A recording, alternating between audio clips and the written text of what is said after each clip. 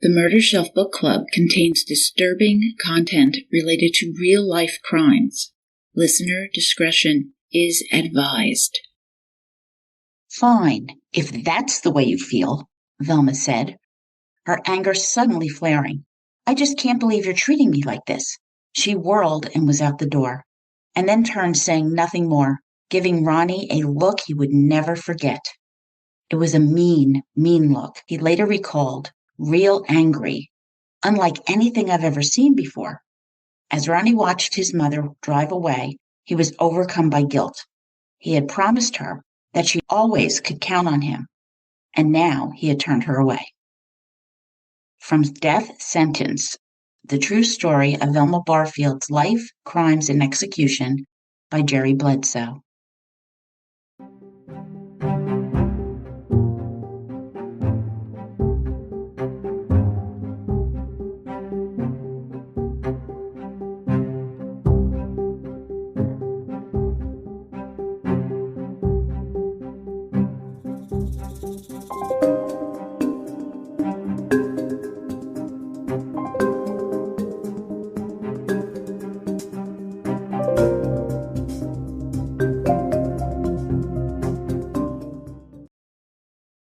Welcome back, Murder Bookies. I'm your host, Jill.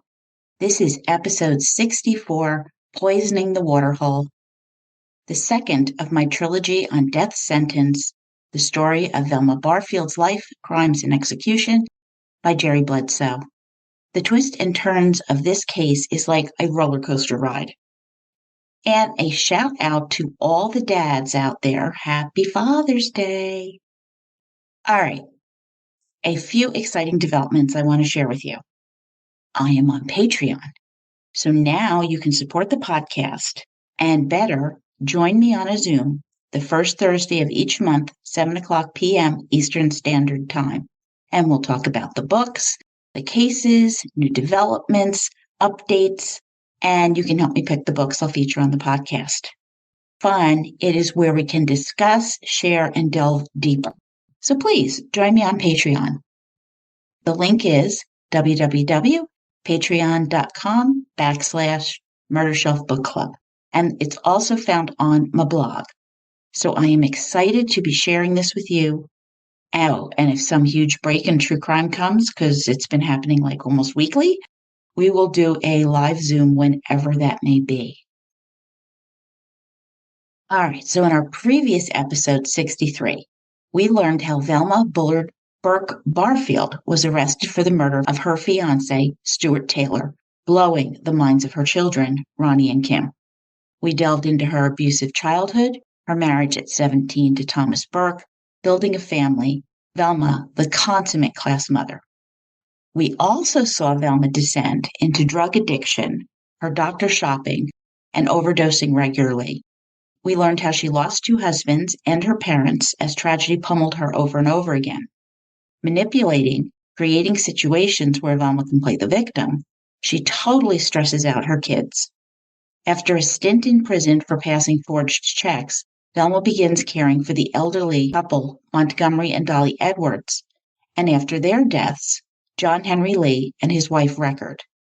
And sadly, in June 1977, John Henry became seriously ill with gastritis, weakened, and dying after several weeks of suffering. So picking up from where we left off, in September, Record Lee became ill with stomach cramping, and Velma notified her daughter, Margie Lee Pittman, saying she was taking her mother to the hospital. But by now, Velma wanted more time with Stuart. She left Record Lee's employment because the woman annoyed the daylights out of her. Jerry Bledsoe writes, quote, had Velma become concerned that she was pushing her luck and might be caught? Later, she would never admit to poisoning Record Lee. At the time, she said she quit because she found staying with others too confining, end quote. So Velma rented and moved into the Rowan Trailer Park and began working at United Care, a nursing home where daughter-in-law Joanna worked. And then came the big announcement. Velma was sporting a new diamond engagement ring on her hand. She and Stuart just had to wait for his divorce to be finalized. Ronnie, as usual, was concerned Did Stuart know about Velma's pills? A question that ticked off Velma. Did she love Stuart? With Velma assuring him that she did. But again later, Velma would admit, quote, "Deep down inside, I never really cared for him. I never felt close to him at all. I can't comprehend why I wanted to be with him. Sometimes we're just lonely." End quote. Around 5 p.m. one afternoon, early November 1977, the Lumberton Police Department received a call about an assault in the Rowan Trailer Park. Failing to answer her door, Stuart entered, finding Velma in her underwear, feet and hands bound with duct tape, a piece pressed across her mouth. Detective Benson Phillips arrived to take the report from a sobbing Velma. Her story. Going into the bathroom, a man lassoed a towel around her neck, tying her up. She begged him not to hurt her and eventually passed out. Had he hit her or choked her or tried to strangle her? No, he had not. Detective Phillips' search revealed nothing amiss, no sign of forced entry. Well, maybe he used an extra key from an earlier tenant, Velma suggested. But this makes no sense. Why would someone lurk inside a trailer, then tie her up, and do her no harm, not stealing anything, and leave? Much more likely scenario, she tied herself up, the drama queen at work. Then Stuart announced that Velma would not spend another night in that trailer and she was going home with him. As the theory clicked in the detective's mind. Drama, Velma's M.O. This new living arrangement shocked Ronnie and Kim. Their mother living with a man out of wedlock? What would the Pentecostal Holiness Church think? The battling, breaking up, and getting back together cycle began almost at once. It hit critical mass when Stuart found a letter from a friend of Velma's who'd she met while in prison. Yeah, that prison thing, something she had neglected to mention to Stuart. Well, Velma explained she was ashamed. She didn't want anyone to know. And why was he snooping in her things? And he was snooping. And he was drinking as Velma tried to divert the subject, totally failing. Stuart felt this was his house and he had a right to know who he was marrying. He's absolutely right. From this point onward, every time they argued, Stuart threw prison in Velma's face. In December, Stuart discovered forged checks written by Velma to pay for her pills. Utterly furious, he demanded repayment, and if she didn't, he'd turn her into the police. His daughter Alice would later confirm that Stuart canceled their wedding. A month later, another huge fight erupted, with Velma asking to move in with Ronnie and Joanna. Concerned about his and Joanna's own struggles, Ronnie told a completely stunned Velma, No, she could not move in with them. He would help her find a place, but she was not moving in with him and Joanna. Velma shot mean, ugly daggers out of her eyes at him, an expression Ronnie had never seen before. This time, her manipulation of her son failed, and Velma Barfield didn't like it one bit. Temporarily living with a reluctant Kim, on January 31st, Stuart and Velma stopped by to visit daughter Alice and her newborn son, William Norman Storms IV. Alice was surprised to see Velma because she thought they'd broken up for good. A pleasant visit. Alice shared some old family photos and they were reminiscing. Later, after dinner, Stuart was taking Velma to an evangelical crusade by Rex Humbard in Fayetteville. They weren't at the revival long when Stuart began to feel sick. Maybe it was something he ate. All right, I guarantee you it was something he ate. All right, he insisted that Velma stay and enjoy the service. He'd go lie down in his truck. By the time it was over, Velma had to drive home. Stuart was in such pain and vomiting. Around 2:30 a.m., Velma called and woke Alice out of his sound sleep. Sorry to disturb her and the new baby and all, but Stuart was very sick, and Alice advised her to get him to the doctor's office if he got any worse, which was no easy task because Stuart hated doctors. The next day, Stuart was no better, still refusing doctors. Thursday. Worse, now he was in the emergency room with Velma, Stuart complaining of pains in his chest, stomach, and arms. He was dehydrated with low blood pressure. Velma called Alice from the hospital. 3 hours later, the diagnosis. Stuart had gastritis, probably triggered by his drinking. He'd been given fluids and Mylanta. and Velma could take him home to rest. Friday, Alice learned her dad was doing better, talking and sitting up. He'd gone to the bathroom by himself, and he was talking about eating his absolute favorite oyster stew, which I have to confess I had never heard of before. So I learned so much reading with you. It's like a clam chowder, but with oysters. So Alice knew he was recovering if he wanted oyster stew, and Velma was going to make it for him. 8 p.m. Friday night. Total reversal. Stuart needed an ambulance. In a bed covered with feces, an incoherent Stuart thrashed, unable to even tell the ambulant attendant, John McPherson, what was ailing him. Restraining him, his blood pressure was dangerously low and dropping. Racing to the hospital, Stuart died a few hours later. Stuart's children were shocked.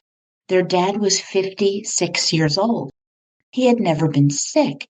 He was strong as a bull. What happened? And Dr. Jordan was equally puzzled and suggested an autopsy, with Velma agreeing. So how many mysterious deaths requiring an autopsy have you been involved with, murder bookies? Me? None. And this has got to be the third or fourth for Velma.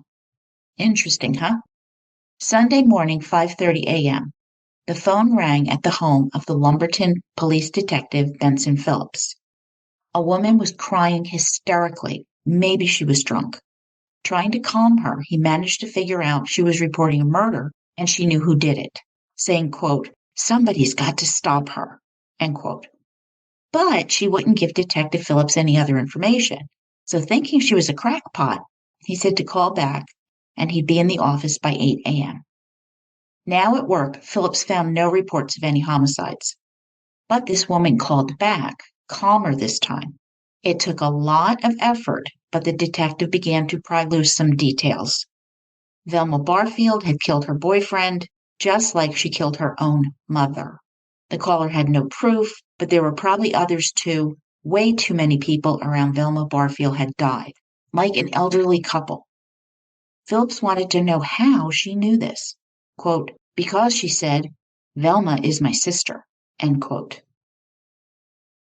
While Detective Phillips was speaking with Velma's sister, Velma was at the funeral home, arms around Alice, comforting her that her dad was, quote, "in a far better place," end quote. All the family were so moved by the tender care Velma had taken of their father and the beautiful wreath she sent, offering care even as she grieved the man she loved. Stuart was buried at the cemetery of Great Marsh Baptist Church, not far from his Aunt Dolly Edwards, who had introduced him to Velma. Now, Detective Phillips wondered what to make of this caller. Deranged? Holding a grudge? Was she really Velma's sister?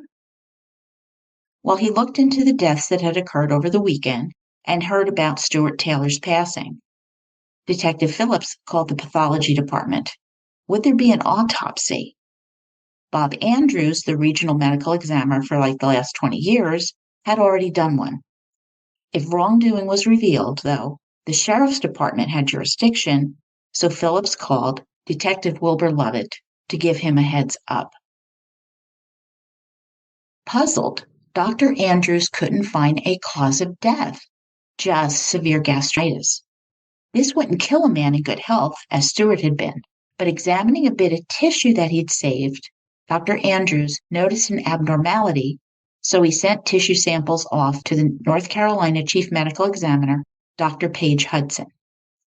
As Dr. Andrews explained Stuart's hospitalization and symptoms, Dr. Hudson asked, quote, "Where'd she get the arsenic, Bob?"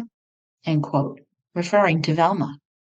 Jerry Bledsoe writes, quote, "The use of arsenic as a murder weapon was more common in the South than in any other part of the country," Hudson had learned, and probably more common in North Carolina than any other state. 16 arsenic deaths, mostly homicides and suicides, had occurred in the state just since 1971, when records began being kept, end quote. In North Carolina, probably elsewhere too, arsenic is used to control pests, with one company supplying the bulk, Red B. Singletary rat poison, a clear, odorless, and tasteless liquid, with trioxide, the most deadliest form. The law required anybody purchasing rat poison to sign for it, but no ID was required. Taro, an ant poison containing arsenic, wasn't regulated at all. And they did determine the cause of death for Stuart Taylor. Lethal amounts of arsenic were in the tissue samples. Stuart Taylor was murdered. DA Joe Freeman Britt had never prosecuted a poisoner. Dr. Hudson told the DA how torturous a death by arsenic was, painfully gruesome to watch. And he added, quote, "One thing to keep in mind, in perhaps half the cases of arsenic murders he'd examined, the killer had done it before. And that pattern and the ease with which arsenic murders escaped detection left him with little doubt that many of them would do it again." End quote. Chomping on a cigar as he paced in his office, Britt decided to go over and see Robeson County Sheriff Malcolm McLeod, who had summoned his homicide detectives, Wilbur Lovett and Alf Parnell. Lovett suspected something was hinky in Stuart Taylor's death, and his suspect was Velma Barfield. Filling them in on the mysterious sister's call, they realized Velma may have killed her mother and a couple of elderly folks that she'd worked for. Alf Parnell was totally blown away. He'd known Velma her whole life, and Stuart Taylor too. He knew Velma's first husband died in a fire, and that Velma married some older man, Jennings Barfield. Parnell knew Velma had worked for John Henry Lee, and was the officer called to the Lee home about the forged checks, and Parnell had suspected Velma. But the Lees refused to hear it. Velma was a good Christian lady. Wilbur Lovett knew the other elderly couple, Montgomery and Dolly Edwards, who were both dead now. And Stuart Taylor's son-in-law, Bill Storms, worked down with Alf and Wilbur at the courthouse as they discussed how to proceed with this investigation. And not one of them realized that this would become the biggest case in Robeson County history, possibly North Carolina's to date. They collected death certificates, Stewart's, Lily Bullard's, the Edwards, and Lee's. The cause of death for all of them was gastroenteritis. They knew about Velma's incarceration for bad checks and forgery, with 7 charges still outstanding against her. Remember, she was working at United Care, a local nursing home, and was now living with an elderly woman, Mamie Warwick. All of these folks could be in acute danger. So they decided to bring Velma in on the bad check charges, rattle her, and see if she'd confessed. Later, Velma would say, when Detective Benson Phillips woke her from a sound sleep, knocking on her door, she downed 2 Valiums, 2 Tylenol with codeine, anti-anxiety meds, antidepressants, and sedatives. Phillips, however, did not note that she was under the influence when he interviewed her. On hearing that Stuart had died of arsenic poisoning, Velma seemed shocked, breaking into tears. Quote, "Y'all think I poisoned Stuart, don't you?" End quote. Then with a bite in her voice, she asked, quote, "What would I have to gain by poisoning him? I was going to marry him." End quote. She'd nursed him when he was sick. Had anyone else been with him during that time? Detective Phillips asked.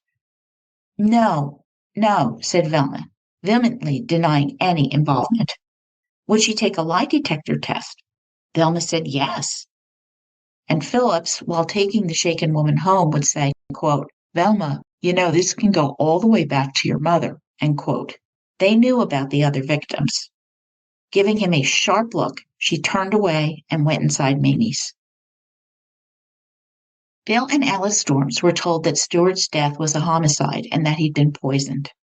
Shocked, crying, Alice croaked, quote, "Who in heaven's name would have given it to him?" End quote. Learning Velma Barfield was their suspect, an enraged Alice told them how Stuart had died, the checks Velma forged, Stuart discovering Velma had been in prison, and their cycle of fighting and breaking up, that she'd been so kind and supportive, caring for him, and then later again at the funeral. And now Velma kept calling Alice, asking about the autopsy, reminiscing on how Stuart had been so good and how much she missed him. Oh my God, as the depth of this hit Alice. Asked to keep the investigation to themselves, Bill and Alice agreed. And Velma called Alice later that very afternoon, admitting the police had questioned her about the arsenic, indignant that they could think she would do something like that to Stuart, who she cared for and loved. Velma told her that the police were covering up some snafu at the hospital, and she didn't appreciate it one bit. Alice nearly chewed her lip off, keeping quiet. Then, in Stuart's banking, Alice found a $300 check made out to Velma, clearly a forgery, dated January 31st, the very day Stuart fell ill. She had cashed it the day before his death, and this was motive for murder. As Wilbur Lovett was looking into this at the bank, he got the call from Ronnie Burke that he was bringing in his mother. And that is how Velma Barfield came to be arrested for the premeditated murder of fiancé Stuart Taylor, a capital crime.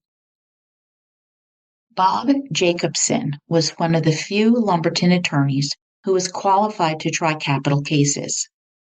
Velma looked like death warmed over, appearing before Judge Charles McLean. See what I did there? Gotta keep that ghoulish sense of humor. She had already had her psych eval at the Dorothea Dix Hospital, a standard practice. Bob Jacobson recalls a rambling Velma saying, quote, "She hadn't meant to kill them, she only meant to make them sick." And then, "Ooh, them?" End quote. But Bob, who's them? And Velma's confession to killing 4 people now made Bob's job very, very difficult. While Velma was writhing in agony from withdrawal and depression, the press was running crazy. Britt went before Superior Court Judge Maurice Braswell to sign exhumation orders. Soon, backhoes, shovels, and hearses were at work, with Dr. Hudson examining the remains of Lily Bullard, Dolly Edwards, and John Henry Lee. Ronnie was beating himself up. How had he not seen? How could she fool him so completely? Could he have intervened earlier and saved some lives?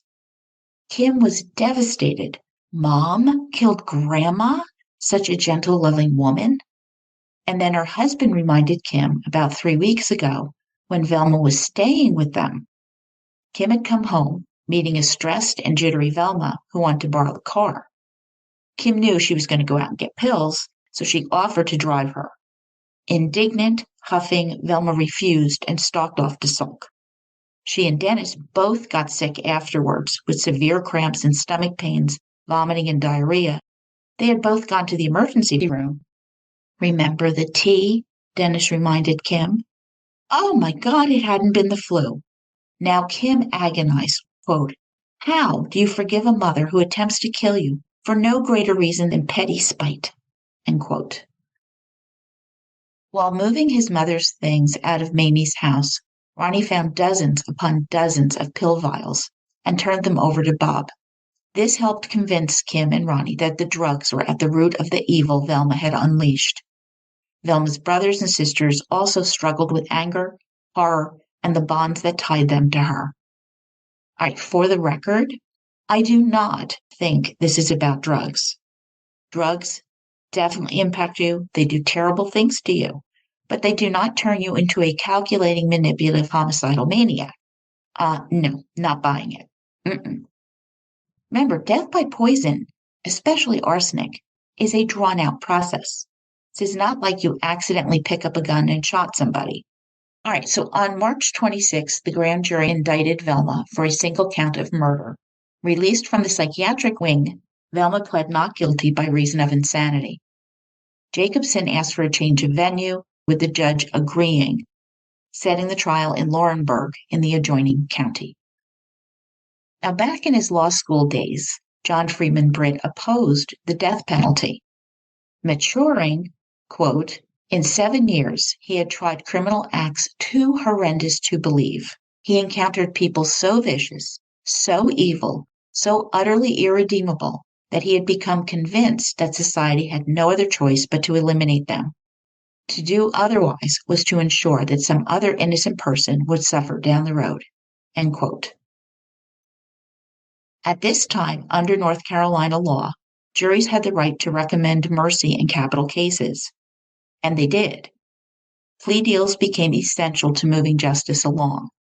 Britt knew that killers were sent to prison, vowing to renew killing when they were released. And families lived in terror that one day a killer would get out and feared that they were next. Now, at the age of 39, Britt, the man who would become the world's deadliest prosecutor, decided that he would do something to help these people. When a first-degree murder case comes along, Britt takes it and goes for the death penalty. No plea bargains allowed. Aware of racial inequity in the prosecution of capital crimes, Britt would see this end on his watch. A victim's rights were the same no matter what race or class. But in 1972, the Supreme Court ruled in a 5-4 vote that capital punishment was, quote, so wantonly and freakishly imposed, it violated the prohibition on cruel and unusual punishment, end quote. 600 plus convicted felons received a mass stay of execution. A Raleigh News and Observer headline read, capital punishment is now dead. All right, that's pretty good. They did good there. That was clever. While opponents of the death penalty were thrilled, grassroots support for the death penalty existed, and they pressed for a new law. 34 states reinstated the death penalty, ensuring more equitable enforcement. Passed in 1974, North Carolina's new law, quote, chose to make the death penalty mandatory for persons convicted of certain crimes, a wide range of killings, as well as the rape of children and rapes committed in the course of other felonies, end quote.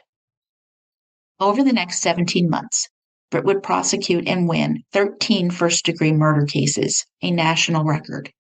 Now, he had his detractors, because we are opinionated Americans who love to disagree on virtually everything. A defense attorney described being in court with Britt, quote, you get your ass kicked so much you don't want to go back for more, end quote. But then came the reversal. In 1976, the Supreme Court ruled that mandatory death sentences were unconstitutional. So the 120 people on death row in North Carolina rejoiced over their new life sentences. Nevertheless, the court also affirmed that it was not outlawing the death penalty, upholding Georgia, Florida, and Texas, who broke death penalty cases into 2 trials, one determining guilt and then determining sentence. To be tried as a capital case, aggravating circumstances had to be met, such as it being a particularly gruesome murder. Once found guilty, penalty phase began, which weighs the aggravated circumstances versus mitigating circumstances, such as impairment or being under duress or mentally disturbed or no prior criminal record or drugged out of your mind. And this is largely how death penalty cases are conducted in the United States now. So North Carolina's new capital punishment law went into effect on June 1st, 1977. Criminologist Frank Schmalinger was hired to do a study to see if the death penalty was a deterrent. Published in Carolinian Politics in 1978, the murder rates in Robeson County plummeted dramatically during Britt's first 2 years in office, while it climbed in adjoining Cumberland County. Schmalinger concluded, quote, the certainty of facing a death penalty was deterring murder in Robeson County, end quote. But the data was actually skewed, as no one realized that Lily Bullard, Velma's mother, had been murdered. Before Judge Henry McKinnon charged with killing Stuart Taylor, Velma Barfield looked haggard, pale, in ill-fitting clothes acquired from a church donation bin.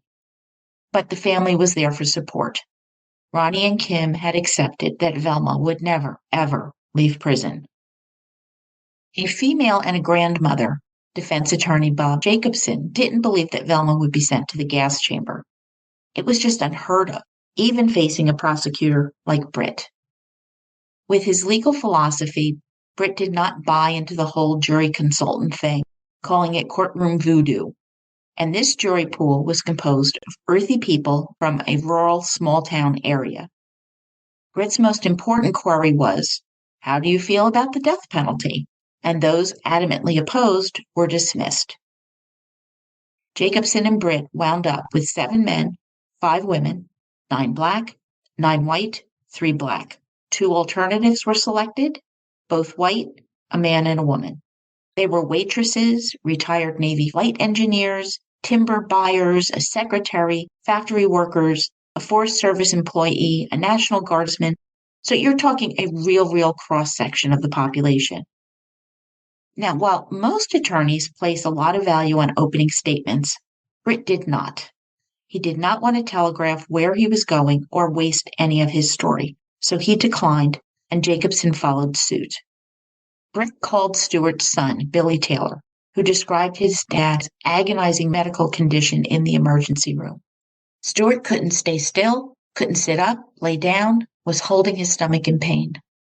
Dr. Jones, the emergency room physician, was up next, explaining that Stuart was dehydrated and he had thought he had gastritis.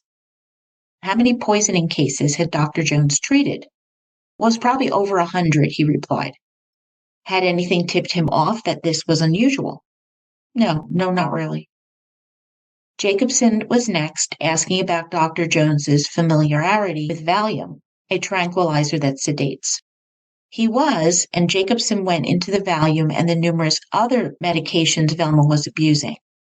Jacobson would repeat this line of questioning, pounding the fact that Velma was heavily medicated to every doctor who would testify, and there were a lot of doctors testifying.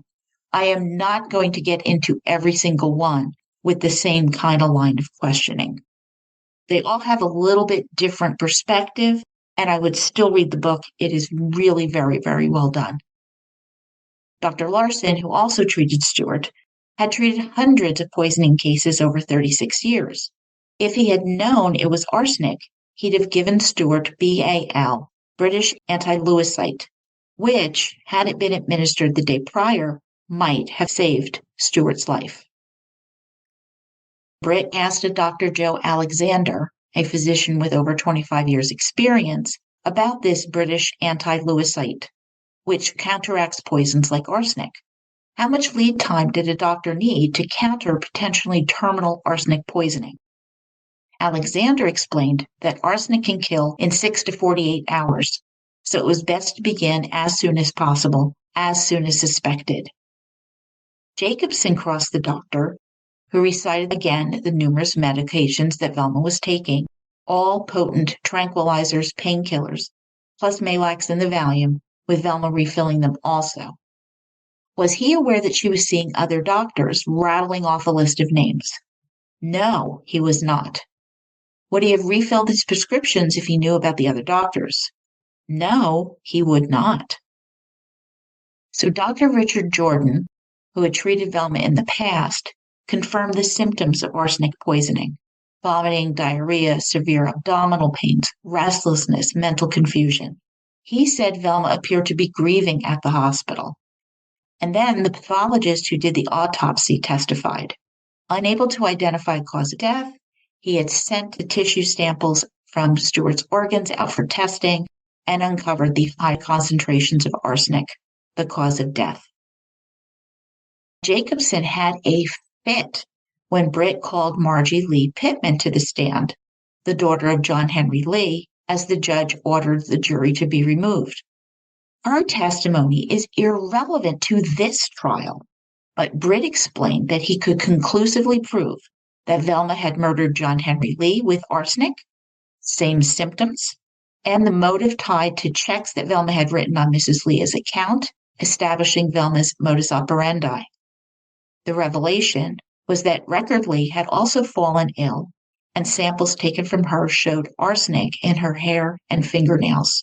He'd absolutely proved that Velma killed her mother, Lily, and Dolly Edwards, and Jennings Barfield, although he conceded that the Barfield evidence was circumstantial. He cited a 1938 precedent. A man had tried to give strychnine to his daughter to collect life insurance.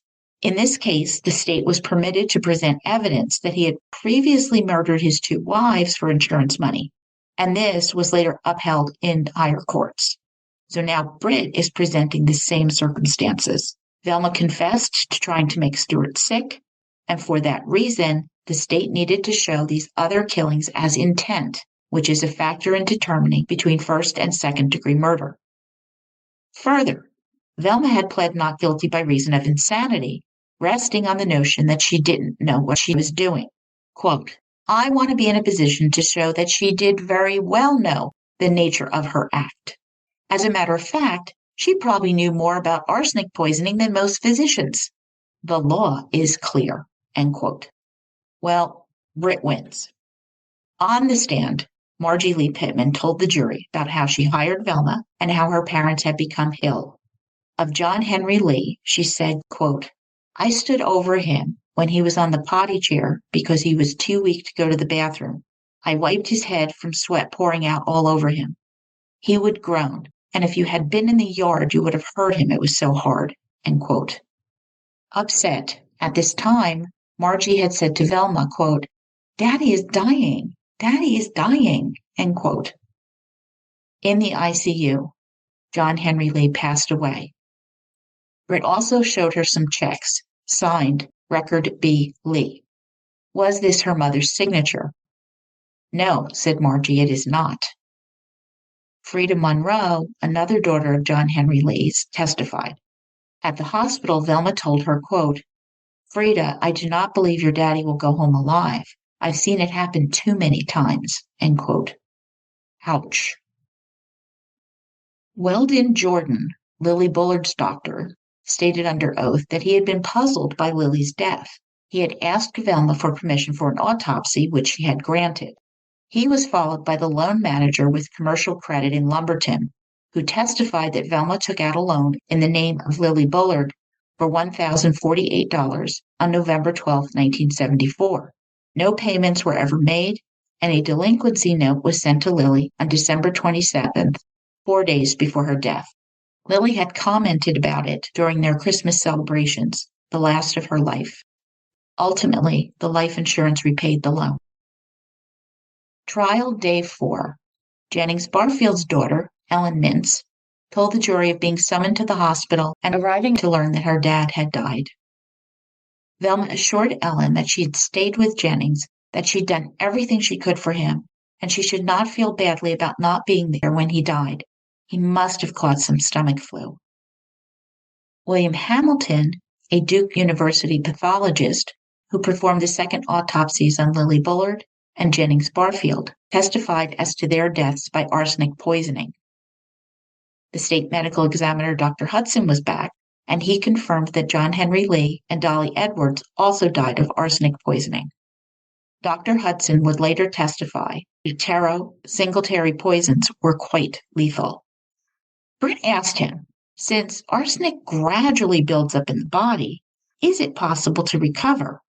Quote, one can certainly recover from it. I've had experience with several non-fatal cases, end quote. Okay, my observation. I think it's going poorly for Mr. Jacobson. What do you think in Murder Bookies? Yeah, he's having a rough go of it here. Well, then he next tried to strike Velma's confession, with the jury dismissed once again. Judge McKinnon listened as Sergeant Wilbur Lovett described his interviews with Velma, plus the 4 statements that she had signed. Being assured that Velma had not been promised anything, Jacobson called Velma to give her version of the interviews. Jacobson maintained that Velma was making statements under the influence of drugs and could not possibly understand her rights, asking that they not be admitted. The motion was denied, and the jury would hear about her confessions. Tension in the courtroom was thick as spectators leaned forward into Wilbur Lovett's testimony about Velma's confessions. He identified the brown bottle of Singletary's rat poison found in a field behind Dolly Edwards' house, exactly where Velma had told him she had thrown it. A bottle of taro ant poison was also entered into evidence, purchased by Velma, kept at Stuart's house. Alf Parnell told the jury that initially, Velma emphatically denied poisoning Stuart or forging checks on his account. But she changed her story after 3 days, coming into the station with her son Ronnie. Quote, she said that she just intended to make him sick, that she didn't intend to kill him. Asked what she said about the other cases, Parnell replied, she said in each of them she knew what the results would be. She said she knew what she poisoned them with that had resulted in death before. end quote. Utterly devastating testimony. Psychiatric testimony began with Bob Jacobson calling Dr. Arthur Douglas, who did an independent evaluation of Velma. Douglas interviewed her in May during a time when she had been taken back and forth to the hospital several times for headaches and nausea. She recounted many years of suffering from anxiety, depression, insomnia, headaches, blaming all of it on her husband's drinking. She admitted giving Stuart Taylor poison. They had been arguing, he had been drinking and threatened her. She thought it would make him sick, but not kill him. Velma suffered from a passive-dependent personality disorder, which makes it difficult to cope well with stress. Frequently, those with this disorder abuse drugs. Britt countered, asking if Velma was mentally ill. No, she's not. Britt read from Dr. Douglas's report, quote, "No evidence of illusion or hallucinations. Memory is intact. Her judgment is immature. Intellectual function at least average. This patient is considered competent to stand trial," end quote. Dr. R.E. Hooks, who Velma had been seeing since 1966, testified that he'd seen her about 3.5 months before Stuart's death. He had prescribed 5 milligrams of Valium 4 times a day, no refills. Velma would return monthly, and he would write her a new prescription, always writing no refills. Well, why did he do that? Well, Dr. Hooks was rationing the Valium. Did he know that Velma was seeing more than one doctor? Well, he was led to believe that she was not. If Dr. Hooks had known Velma was taking sedatives, antidepressants, sleeping pills, and tranquilizers, would he have prescribed Valium? No, sir, was the curt response. All right, this is rare and this is risky. And we saw this in the Alex Murdaugh murder trial. Bob Jacobson felt they had no other chance, and he called Velma Barfield to take the stand, hoping to save her life. They had 2 shots. Get her convicted for second-degree murder, not first. Recall, the motive of intent is a necessary factor in determining first-degree murder, and Velma insisted she never intended to kill. Second-degree murder meant a life sentence. Second, convinced the jury that Velma's drug use left her unable to comprehend that she was committing a crime. And even if that failed, it was still a very strong mitigating element for the sentencing phase. Bob believed that only Velma could convince the jury and explain her reasoning, however absurd. There was a serious downside, however. Velma had been argumentative, uncooperative, and snippy from the get-go. It would be imperative to hide that side of her when testifying, and Jacobson was not sure she could pull it off. Ronnie spoke to Velma about this, trying to make her understand the seriousness and how much rested on this. But Velma didn't like Jacobson. Quote, and Ronnie stressed, control her anger, be remorseful and polite, answer only what was asked, and keep her hands in her lap. Look grandmotherly, and if she felt like crying, cry, end quote. On the stand, Velma appeared calm while terrified inside. With Jacobson guiding her, she reviewed when she met Stuart and their history, with Velma being soft-spoken but gaining confidence as she went on. The weekend before his death, he had been drinking, and they had argued. When she threatened to leave, he'd said he'd put the law on her for forging his checks. Going to pick up a prescription, she bought the tarot, while Stuart was off looking at tackle gear. About 3:30 p.m. Tuesday, when Stuart was in the bathroom, she put some tarot in his drink, and at dinner about 6 p.m., she put it in his tea. Together, they went to the revival meeting where he got sick. He stayed sick all Wednesday. Thursday, Velma called the ambulance when he couldn't sit up. Question, had she told the hospital personnel what she had done? No, because she was afraid of what they might do to her, Velma told the jury. And the day he died, Stuart was feeling better in the morning, but diarrhea and vomiting resumed in the afternoon. At 7 p.m., he fell out of bed, with Velma coming to his aid. When he got worse, the rescue squad was called, and at the hospital they did their best, but Stuart Taylor would die later that night. About John Henry Lee, Velma said, quote, I don't remember very much about it. I had written a check on him, and I had put some roach poison in some cereal and coffee, end quote. She forged the check to buy some medication. Well, why had she poisoned Stuart? Well, the same thing, she replied. When asked about Dolly Edwards, Velma explained that she had put some poison in her cereal and coffee, but couldn't really explain why. I mean, there was nothing really between them.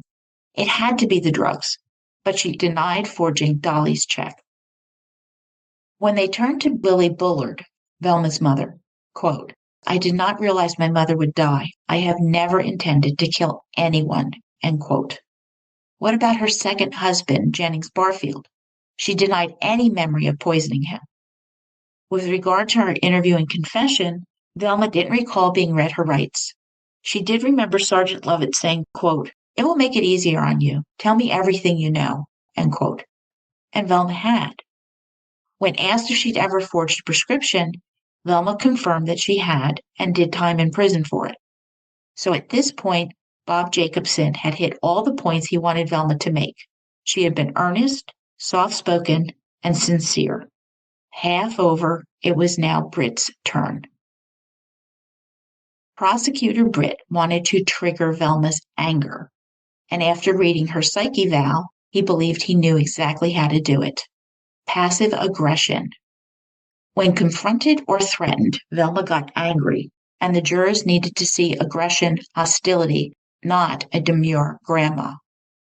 Indignant, Britt said sharply, quote, so you can't recall poisoning your second husband, Jennings Barfield?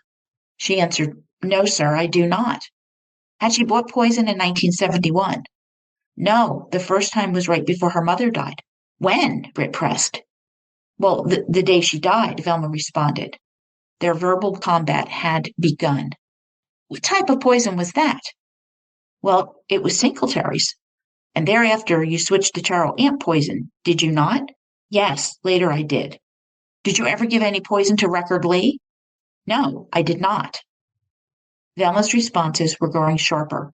Britt's tone and the hard, fast questioning was beginning to get her. End quote. When she asked, the judge confirmed that Velma could make a statement. Oh, God, she's going off script. Quote, when one of our loved ones, friends, whatever, dies, and they ask for an autopsy to be performed, is it not true that we have an autopsy performed to find out the reason for death? I don't believe it killed them, really. Velma went on emphatically. That is exactly the way I feel about it. She stared at Britt with an air of smugness. Britt was astonished. I beg your pardon? And Velma elaborated. I don't think it killed them, end quote. Oof. Britt asked, hadn't she heard multiple doctors' testimonies in this courtroom? His voice was bristling. Yes, but she insisted poison hadn't killed them. So instead of seeing remorse, the jury is hearing a denial of responsibility. Oh boy. And remember, back she had been telling Alice the hospital screwed up, that the police were covering up something, diverting attention from her culpability for this. While watching this spectacle, Ronnie was just aghast. His mom's anger brewing, her eyes flinty as steel, and he slumped, with Jacobson cringing. This was the opposite of what they had both counseled. Velma sharply told Britt that she'd never objected to a single autopsy. Practically shouting, Britt accused, quote, that's right, and the reason you didn't object is because the first time there was an autopsy performed, you slipped by. You thought they couldn't pick up arsenic poisoning in an autopsy. Isn't that correct? No, indeed it is not, said the angry Velma, crossing her arms defiantly and chewing gum, end quote. It went downhill rapidly. Velma admitted to watching Stuart's agony the night he passed away, never saying a word to anyone about poisoning him. She admitted giving poison to Mr. Lee. She blamed her drug addiction for poisoning Mrs. Edwards. Quote, you made Mrs. Edwards sick with that Singletary rat poison, did you not? No, it was rodent and ant poison, said Velma with a look of satisfaction, as if she'd scored against Britt. So you knew these compounds would certainly make people sick. I knew it would make them sick. And you knew it would kill them too, didn't you? No, I didn't. Did you tell Frida Monroe at the hospital, you needn't look for recovery of Mr. Lee because I've been through this before and I know they don't recover? I did make that statement, and I had stood by a lot of people that died, end quote. Ronnie couldn't even look up. His mother was destroying herself. Britt got deeper into the issue of the checks. The $300 check she'd forged on Stuart's account. She cashed it Friday, the day he died. Quote, so it wasn't true when you told the officers that you killed him because you were afraid he was going to have you arrested for cashing a forged check, was it? End quote. Caught off guard, Velma paused but finally agreed. She'd written the check on the day she put poison in his food. Quote, and kept it while he suffered for 3 days, Britt thundered. Objection! Jacobson was on his feet, with the judge sustaining only the volume of Britt's voice. Quote, and in Mr. Lee's case, you wrote the check on Record Lee's account. Well, yes, I did. They caught up with you, didn't they? Velma denied it. Then why did you put poison in his food? I thought he would find out, end quote. Making him sick would give her time to pay the money back. Britt asked about the loan Velma got 6 weeks before her mother's death. She knew Lily received a Pt.2 notice, and she'd made her sick, hoping her mother would be in the hospital, afraid she would find out, and hoping that she could get the money to pay it back to her, which really doesn't make a whole lot of sense. Listen, her modus operandi is very, very clear to me. What about you, murder bookies? He switched topics. Did Velma know Tarot and Singletary were both tasteless? Yes, she did. Britt now implied that this was because Jennings Barfield never complained, trying to trap Velma. She interrupted, quote, I didn't put anything in Jennings Barfield at all, end quote. All the contempt she had for Britt on display. Britt repeated, his voice rising, quote, you are now saying that you did not at any time give Jennings Barfield any poison. That's what I'm saying. All right, thank you, ma'am. I believe originally you said you couldn't remember. You didn't remember, end quote. Velma was combative, angry, shrewish, all attributes of a cold, calculated murderess. She had no remorse. She denied being the cause of death.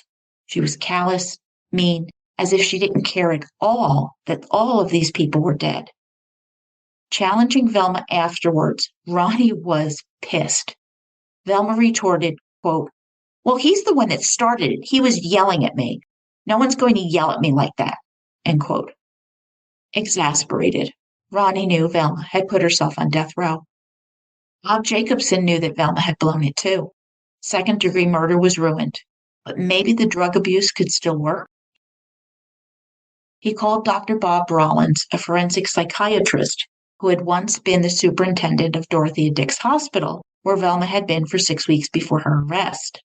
Was Velma capable of telling right from wrong? Was she responsible for her actions? Dr. Rollins confirmed that she was. Dr. Anthony Sains, a neurologist, had given his testimony from his hospice bed to the judge, lawyers, and the court clerk, which I hadn't really known was a thing. His testimony was read to the jury by the court clerk. Treating Velma in 1975 until the trial, he also confirmed her drug abuse and said that Velma was a person, quote, who abused medicine without just motive.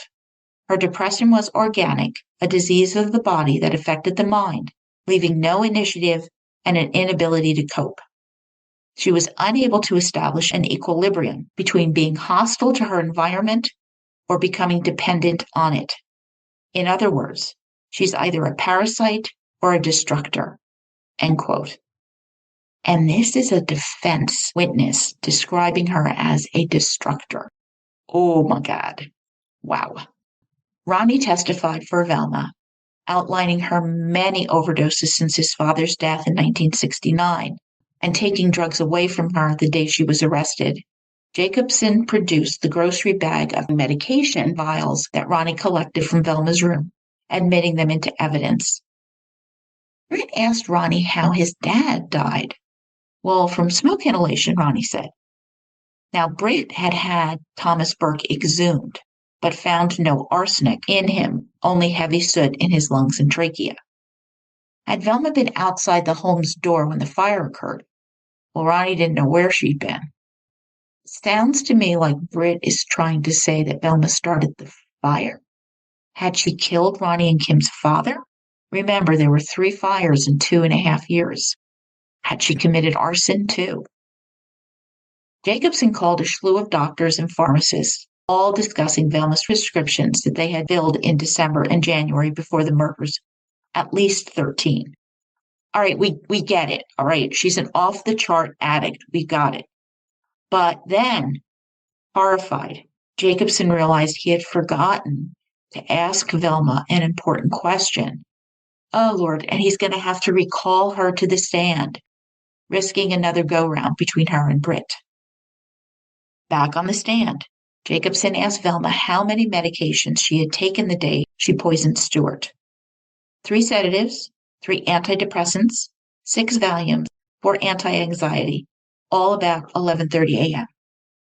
They were really trying to convince the jury that she was incapable of knowing what she was doing when she poisoned Stuart. Now Velma added that she'd been to see Dr. Baker that day, though she was confused about the time, and Britt taunted her that she'd left Stuart alone, as sick as he was, and Ronnie saw her blood boiling again. Britt returned to the day she cashed Stuart's forged check. Had she explained that she'd made him sick so she could cash it and get the money and pay it back before he got well? Yes. Wait, but wasn't he feeling better on the day she cashed it? Wasn't she afraid he'd catch on? No, she denied. Britt accused her of knowing Stuart was doomed, that she could cash it regardless. Anger flashing, Velma insisted no. When she filled her prescriptions in Lumberton, wasn't Stuart sick again within 4 hours and back in the hospital for the final day of his life? Well, she said that when she returned, he was still feeling better. So Britt asked, well, then when did he grow sick again? Velma said around 7 p.m. Had he eaten oyster stew at that time that she'd fixed for him? Yes. And as soon as he ate the oyster stew, he then started getting sick again, didn't he? Velma insisted, sir, he did not. Nevertheless, she took Stuart to the hospital about 8:30 p.m. that evening. Ronnie thought that Velma looked like she might spring out of the chair and strangle Britt where he was standing. She wasn't any more sympathetic than she had been the day before, loathing Britt so much she just couldn't contain it, and the defense rested. The judge ruled that not guilty by reason of insanity would not be presented as an option to the jury. All of the mental health professionals all testified that Velma wasn't insane and knew right from wrong. Only first-degree and second-degree murder would be the focus of their deliberations, and he would allow that self-intoxication might negate intent. Jacobson's closing argument admitted Velma had put poison in Stuart Taylor's beer and tea. However, the state had failed to prove Velma Barfield intended to kill him, a requirement for first-degree murder. Jacobson elaborated on using the evidence to determine if she had an ability to form an intent to kill, and then whether she was too intoxicated to understand what she was doing, making intent impossible. Britt was next. Whirling, he pointed a finger at Velma. Quote, there's no doubt whatsoever that this woman is guilty of murder in the first degree. End quote. To answer the question of intent, Britt brought the other poisoning cases into evidence. Totally paraphrasing now. This is the gist of Britt's argument. This trial was only about Stuart Taylor's death, but the other cases prove Velma Barfield had full knowledge and knew exactly what she was doing when she put poison in the beer and tea. 6 months earlier, she did the same thing to John Henry Lee, and before that to Dolly Edwards, and then her own mother, Lily.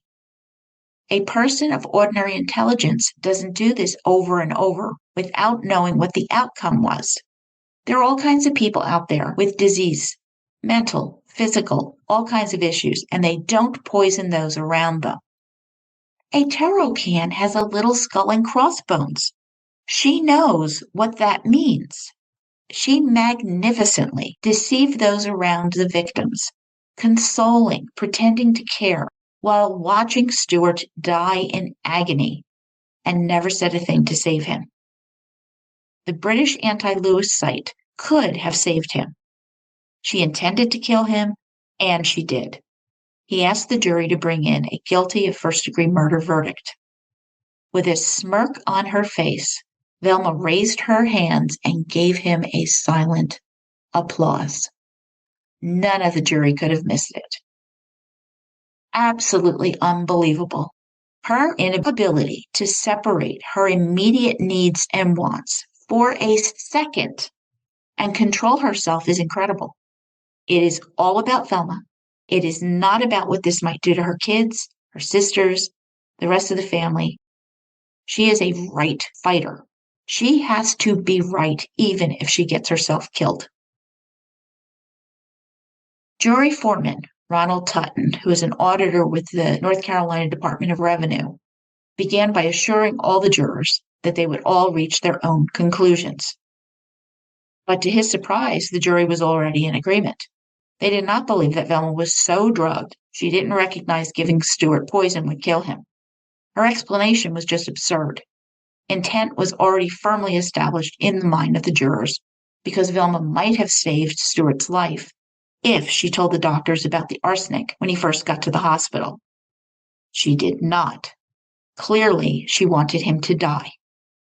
They took a secret ballot, and Ronnie Tutton read the results. Unanimously, first-degree murder. But this was too important not to discuss, so they needed to be absolutely satisfied. Discussion and voting continued again and again, and nothing altered. Guilty of first-degree murder. They had deliberated for 100 minutes. Before Judge McKinnon, they found Velma Barfield guilty of intending to murder Stuart Taylor. Velma showed no emotion. So now she can control herself, huh? Poor Ronnie, Kim, and Jacobson. The penalty phase of the trial came next, and Jacobson had one more shot at saving Velma's life. He called her old friend Diane Hayes, who said Velma was a happy person until husband Thomas Burke began drinking. After his death, Velma relied on tranquilizers, slurring, and became very shaky.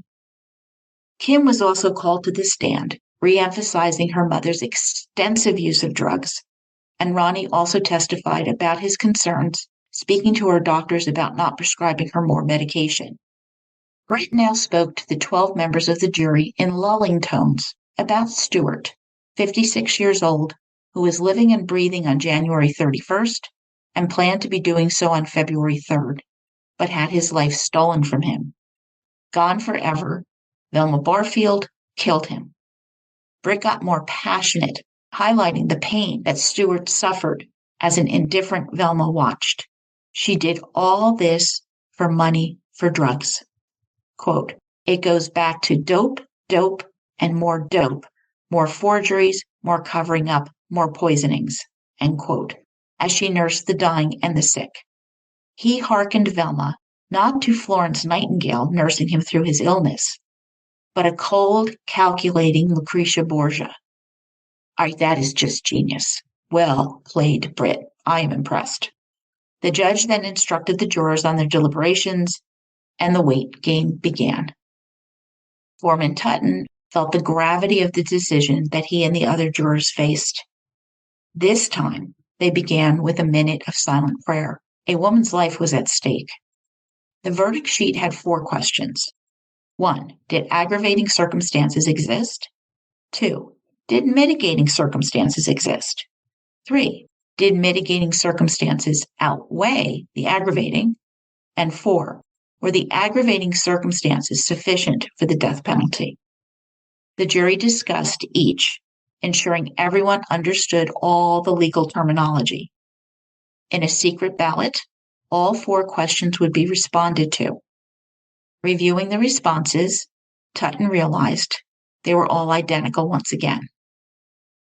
Again, feeling the responsibility to make sure that anyone with reservations had a chance to express them, they discussed and voted again and again and again. At 5:30 p.m., 3 hours into deliberations, word came of a verdict, and the judge warned everyone to refrain from any visible or audible outburst.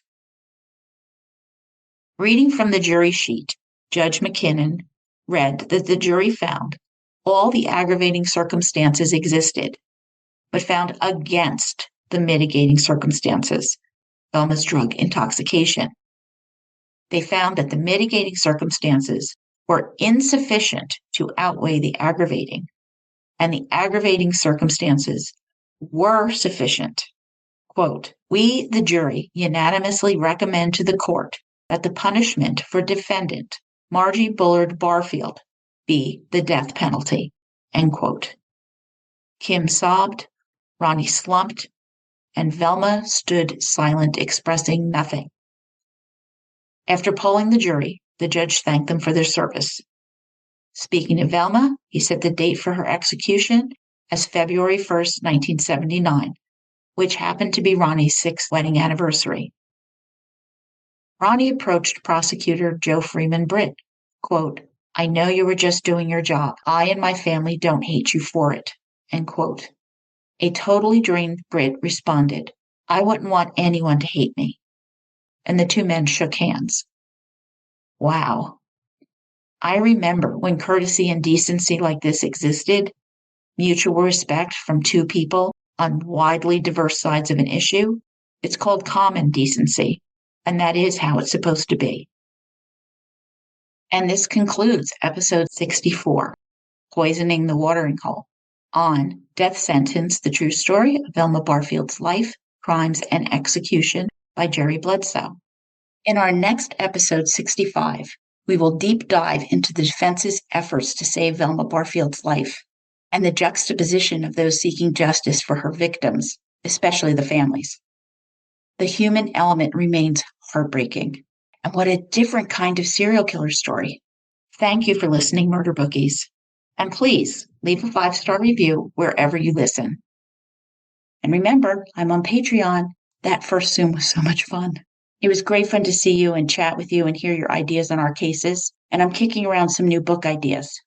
And our next book is Solving the West Georgia Murder of Gwendolyn Moore, A Cry from the Well by Clay Bryant. And this also includes Chief Bryant's newly released book, The Cold Case Murder of Fred Wilkerson, Untangling the Black Widow's Web in West Georgia. The stories intersect, so we just have to do both. Clay Bryant is an investigator and has a remarkable personal story, which makes all of the cases he's solved all the more fascinating. So be ready for my first twofer. Email me at jill@murdershelfbookclub.com. Check out the warm weather merch on Spreadshop with some cute designs ready for the barbecue. Find the link on my blog at www.murdershelfbookclub.com, where you can find my sources, show notes, photographs, recipe and drink information. And I am on Facebook and Twitter too. Lock your doors and your windows and trust your gut, Murder Bookies. I see you as you hear me.